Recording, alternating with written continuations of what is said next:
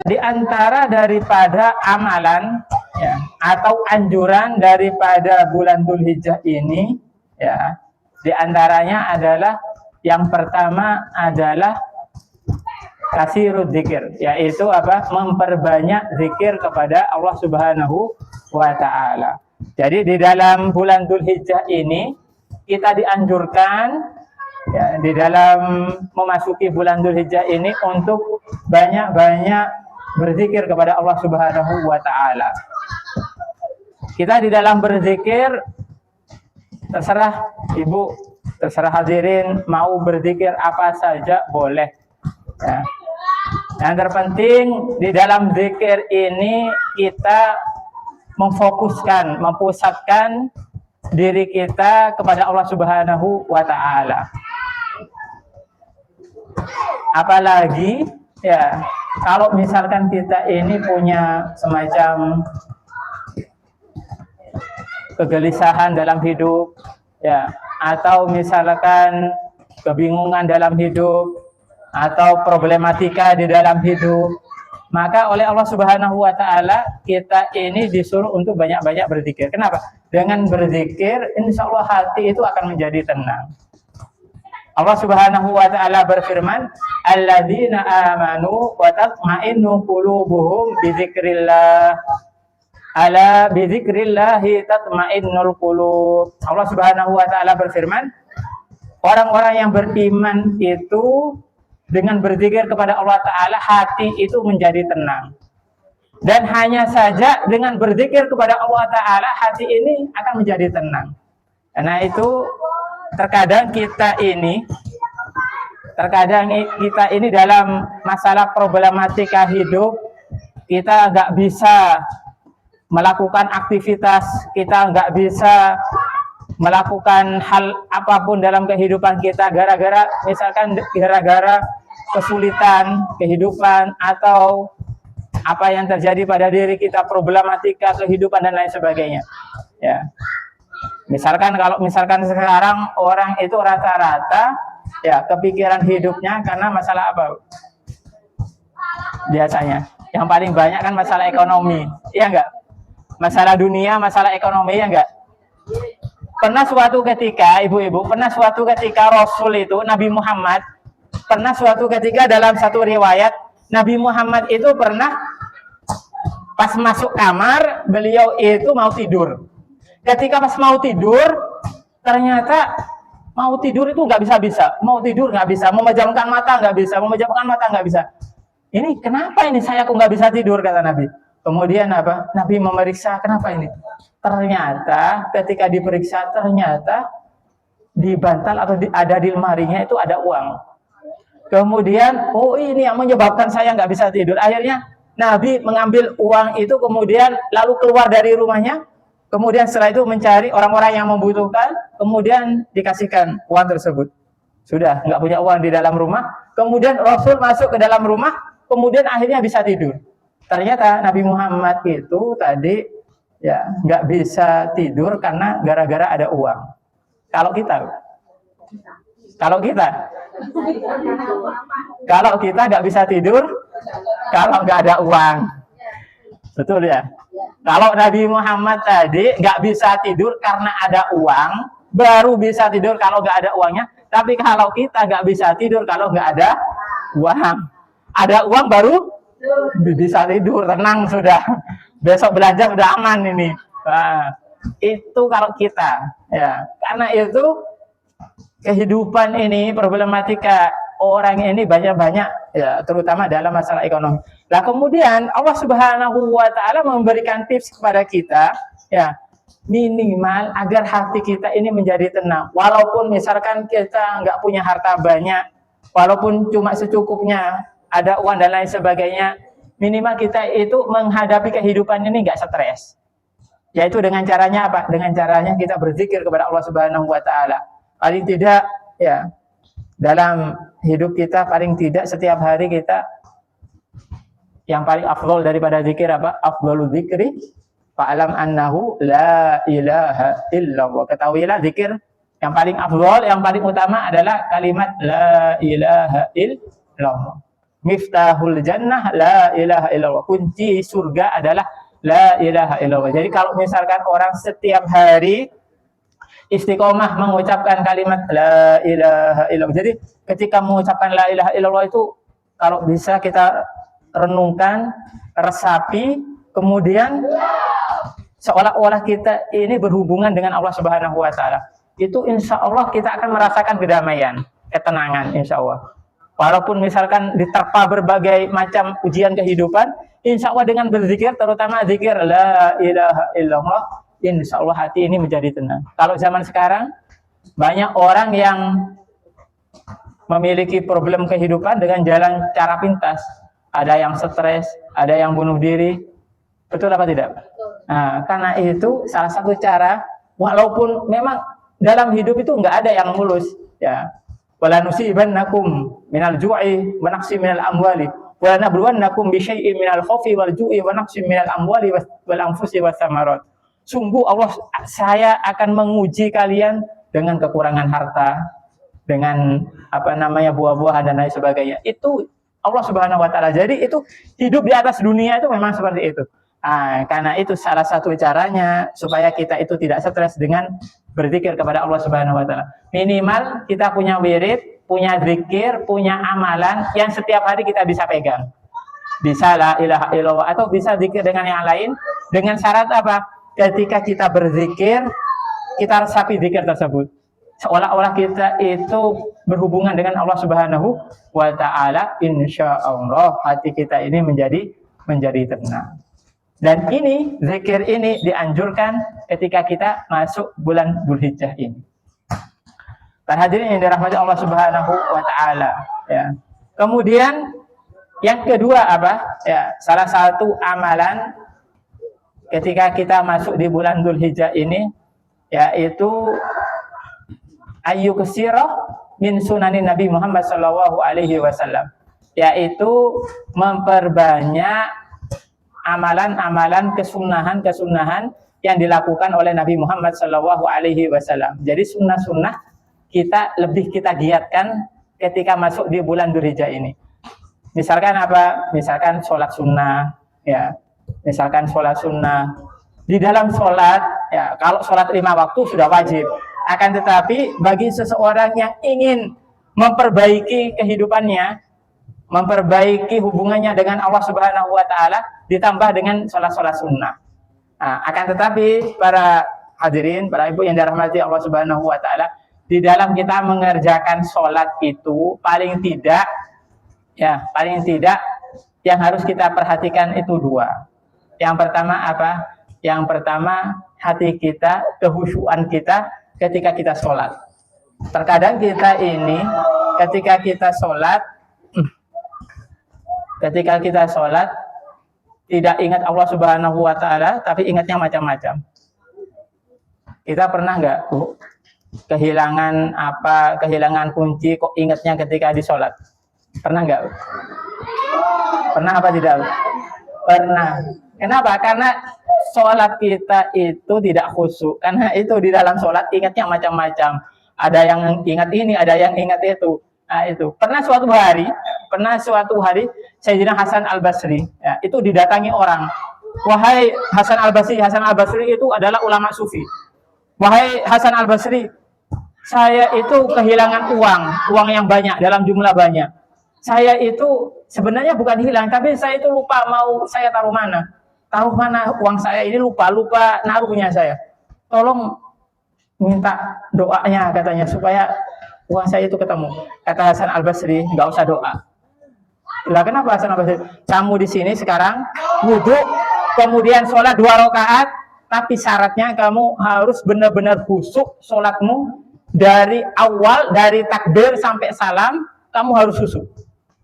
Oh ya, akhirnya orang ini yang mengadu kepada Hasan Al-Basri, akhirnya ngikuti dia. Dia berusaha khusyuk. Allahu Akbar. Sampai 2 rakaat salam. Kemudian Hasan Al-Basri mengatakan, tanya kepada dia, apakah kamu tadi khusyuk semua dari takbir sampai salam? Kemudian orang ini menjawab, sebenarnya dari takbir, ruku, sujud, sampai rakaat yang kedua, saya itu khusyuk. Tapi ketika sudah menjelang akhir, mau salam, ternyata saya ingat uang saya ada di bawah kasur, katanya. Lah, itu uang saya ada di bawah kasur. Kemudian Hasan Al-Basri mengatakan, tahu nggak siapa yang ngasih tahu kamu uang kamu ada di bawah kasur ketika sholat? Nggak tahu. Itu adalah setan yang ngasih tahu kamu, katanya. Berarti kadang-kadang setan itu membantu kita, berarti ya. Akan tetapi maksud daripada setan itu supaya apa? Supaya kita itu tidak khusyuk di dalam sholat.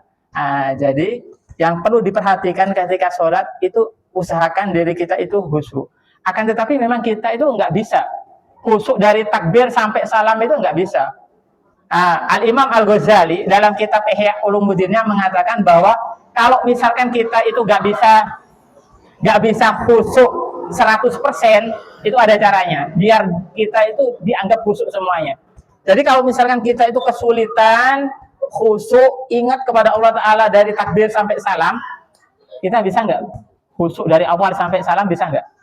Kayaknya sih nggak bisa ya, ingat yang macam-macam. Akan tetapi ada tips ini dari Imam Ghazali ini, minimal ada di 3 tempat dalam sholat. Kalau misalkan khusyuk, maka akan dianggap khusyuk semuanya.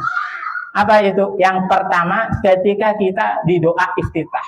Di doa iftitah itu kabira walhamdulillahi katsira, terutama di kata wajjahtu wajhiya lilladzi fataras samawati wal ardi hanifan musliman wa ma ana minal musyrikin. Itu kita khusyukkan, ya, kita khusyukkan. Itu tempat yang pertama. Di tempat yang kedua apa? Ketika dibaca Al-Fatihah. Terutama ketika ada di ayat apa? Iyyaka na'budu wa iyyaka nasta'in. Itu kita khusyukkan. Hanya kepadamu ya kami minta, kami menyembah, dan hanya kepadamu kami minta pertolongan. Itu kita khusyukkan. Kemudian yang terakhir, ketika kita ada di tahiyat akhir, terutama di kata apa? Assalamu alayka ayyuhan nabiyyu wa rahmatullahi wa barakatuh. Atahiyatul mubarakatuh sholawat thayyibatullillah. Assalamu alayka ayyuhan nabiyyu wa rahmatullahi wa barakatuh. Itu kita usahakan khusyuk. Jadi kalau misalkan di 3 tempat ini kita khusyuk, kalau yang lain nggak khusyuk, maka sudah dianggap khusyuk semuanya. Jadi itu, maka sudah dianggap khusyuk. Akan tetapi kita tetap berusaha khusyuk semuanya. Tapi kalaupun misalkan nggak bisa, minimal di 3 tempat itu kita wajib khusyuk. Kalau misalkan di 3 tempat itu kita khusyuk, maka walaupun yang lain nggak khusyuk, ingat macam-macam, kalau di 3 tempat ini kita khusyuk, maka sudah dianggap khusyuk semuanya. Jadi itu yang pertama yang harus kita perhatikan ketika kita sholat, khusyuk kita. Kemudian yang kedua apa? Syariat kita, syariat sholat kita yang harus diperhatikan. Kenapa? Karena ini penting, batal tidak sah sholat yang kita itu di hadapan Allah Subhanahu wa Ta'ala. Ini contoh terkecil. Ya, contoh terkecil misalkan, terutama misalkan ibu-ibu, misalkan kalau misalkan pakai mukena, kalau ibu-ibu kalau misalkan pakai mukena, kalau misalkan kelihatan saja satu rambut, ya, kemudian sholat, maka tidak sah. Kenapa? Karena termasuk apa? Aurat. Begitu juga kalau misalkan ibu-ibu, kalau misalkan jenengan takbir, Allahu Akbar, pas takbir kok kemudian tangannya kelihatan, kulitnya ini, kulit tangan kelihatan, pas takbir, Allahu Akbar, kelihatan, ininya kelihatan, maka apa? Nggak sah sholatnya. Kenapa? Karena termasuk aurat, karena termasuk aurat di dalam sholat, batasannya itu sampai sini. Karena itu harus hati-hati ketika sholat. Begitu juga apa? Begitu juga ini misalkan ibu-ibu, di antara daripada syarat sahnya sujud itu kita tidak boleh sujud atas yang bergerak di badan kita. Maksudnya apa? Nggak boleh sujud di atas benda yang bergerak yang melekat di badan kita. Itu syarat daripada sujud. Kalau misalkan kita itu sujud di atas benda yang bergerak di tubuh kita, maka tidak sah. Maksudnya apa? Misalkan kok jenengan sujud, ya, ruku, apa namanya, mukenahnya itu ngelembreh, kok sampai dibuat sujud, pernah apa tidak? Pernah apa tidak? Pernah apa tidak? Sujud, okay. Kemudian mukenahnya kok dibuat sujud, itu berarti jenengan sujud di atas benda yang bergerak. Itu menyebabkan tidak sah sholatnya. Karena itu harus diperhatikan. Karena itu yang paling aman itu, yang mukenah yang terusan itu. Tapi kalau misalkan jenengan make mukena yang potongan, itu potensi apa namanya, mukena jenengan ngelembreh ke tempat sujud itu besar. Tapi kalau misalkan mukena yang terusan, itu insya Allah aman. Nah itu. Tapi bisa kalau misalkan potongan, tapi jenengan harus hati-hati. Jadi kalau misalkan pas sujud diusahakan beginikan. Kalau misalkan jenengan make mukena potongan, ketika sujud jenengan ginikan. Nah, baru jenengan sujud ya di atas tempat sujud, di sajadah atau di lantai, bukan di atas daripada mukena jenengan. Kenapa? Karena itu adalah bergerak. Sama dengan bapak-bapak. Ini saya pakai sorban ini misalkan. Ini ngelembre. Sorban saya ngelembre misalkan. Sampai juntai ke bawah. Kemudian saya sujud. Kemudian saya pakai ini sorban buat sujud, maka nggak sah sholat saya. Sama kalau misalkan bapak-bapak, kalau pakai sorban seperti saya kok ketika sholat dipakai seperti ini. Tapi sorbannya kok sampai menjuntai ke bawah, kemudian dibuat sujud sholat, maka nggak sah sholatnya. Nah, jadi itu diantara daripada hal yang terpenting, ya, ketika kita sholat. Nah, ketika kita sholat. Jadi anjuran daripada di bulan Dzulhijjah ini memperbanyak ya sunnah-sunnah daripada Nabi Muhammad, yaitu diantaranya apa? Sholat sunnah. Tapi kalau misalkan sholat, kita harus perhatikan khusyuk kita dan juga apa tadi syariat atau tata cara yang benar daripada sholat kita. Itu.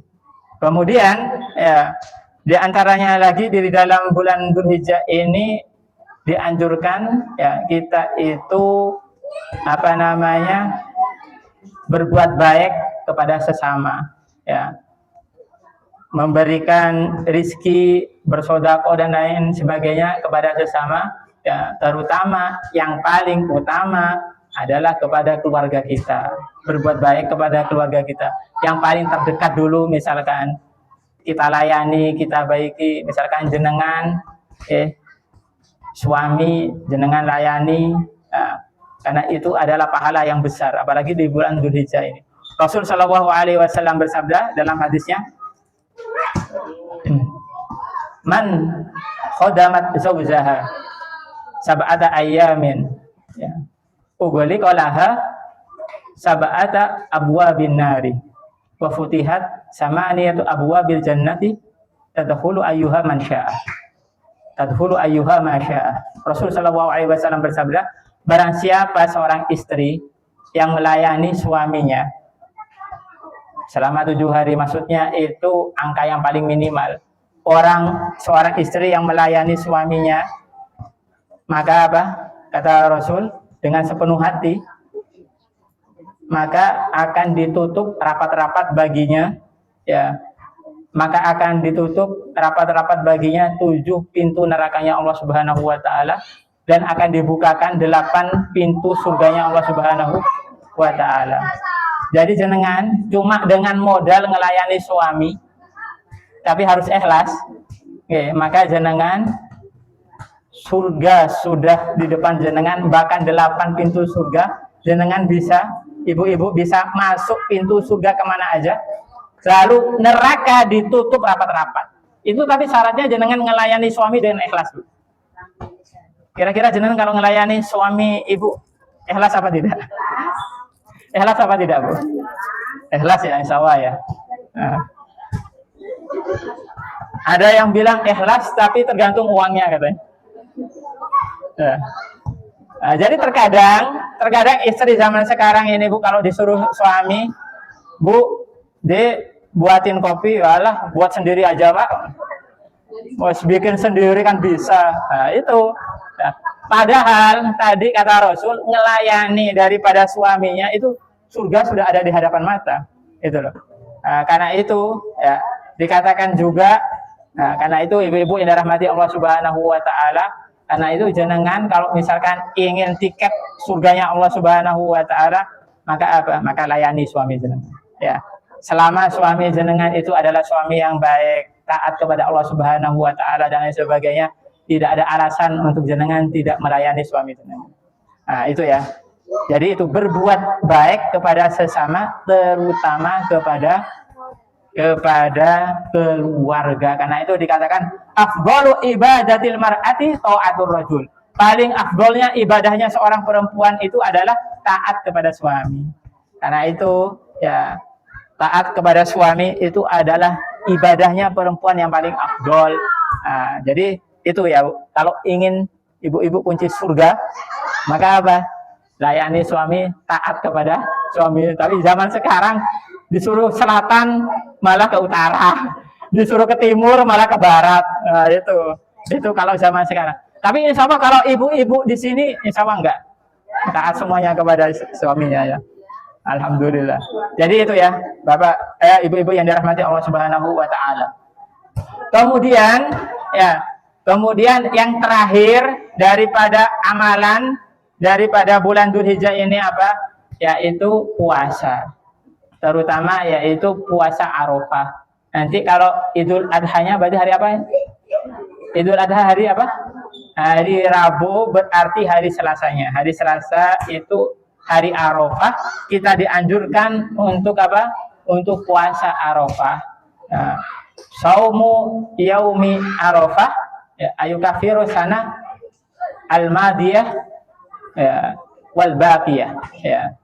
Jadi puasa hari Arafah itu bisa menghapus dosa 1 tahun yang lalu dan 1 tahun yang akan datang. Jadi itu diantara keutamaan daripada puasa Arafah. Jadi kalau misalkan pas jenengan nggak ada halangan, maka disunahkan untuk puasa Arafah. Akan tetapi kalau misalkan kok jenengan masih punya hutang puasa Ramadan kemarin, misal masih ada, maka bagaimana? Nah, di situ para ulama berbeda pendapat. Ada yang mengatakan boleh, tapi yang paling utama harus puasa ganti dulu, baru Arafah. Maksudnya bagaimana? Saya niat mau puasa ganti Ramadan yang kemarin, qadha. Itu namanya puasa qadha. Tapi sekaligus puasa Arafah. Itu ada yang memperbolehkan. Jadi bukan puasa Arafahnya yang diutamakan. Kalau misalkan jenengan masih punya hutang puasa Ramadan kemarin. Nah, akan tetapi ada juga ulama yang mengatakan tidak sah kalau misalkan masih punya tanggungan. Tapi kalau menurut pendapat daripada Al-Imam Asy-Syafi'i itu sah selama Ramadan kemarin itu enggak puasanya karena uzur. Karena uzur itu apa? Karena uzur itu misalkan datang bulan, kemudian hamil, kemudian menyusui dan lain sebagainya. Itu termasuk daripada uzur. Tapi kalau misalkan Ramadan kemarin nggak puasanya karena gara-gara lapar misalkan, malas misalkan, nah itu nggak bisa. Dengan puasa Arafah nggak bisa. Soalnya apa? Harus gantiin puasa dulu yang kemarin, baru bisa puasa sunnah. Tapi kalau misalkan puasa yang kemarin itu nggak puasa, uzur misalkan, boleh menggabungkan daripada 2 niat. Itu menurut sebagian daripada para ulama. Akan tetapi memang yang lebih baik mendahulukan puasa yang wajib dulu. Artinya puasa yang pengganti itu dulu. Nah, karena itu ya bagi jenengan, bagi para hadirin yang punya kesempatan besok untuk masih bisa berpuasa, gak ada tanggungan apapun, maka puasa. Kenapa? Karena puasa ini insya Allah bisa menghapus dosa kita. Kita akan punya banyak dosa. Betul nggak, Bu? Karena itu insya Allah dengan puasa Arafah ini insya Allah dosa-dosa kita akan dihapus oleh Allah Subhanahu wa ta'ala. Dan kita insya Allah di dalam bulan Dzulhijjah ini memperbanyak istighfar kepada Allah Subhanahu wa ta'ala. Semoga dengan istighfar kita, dengan puasa Arafah kita, dan dengan amalan-amalan kita tadi di dalam bulan Dzulhijjah, insya Allah menyebabkan dosa-dosa kita insya Allah diampuni oleh Allah Subhanahu wa ta'ala. Mari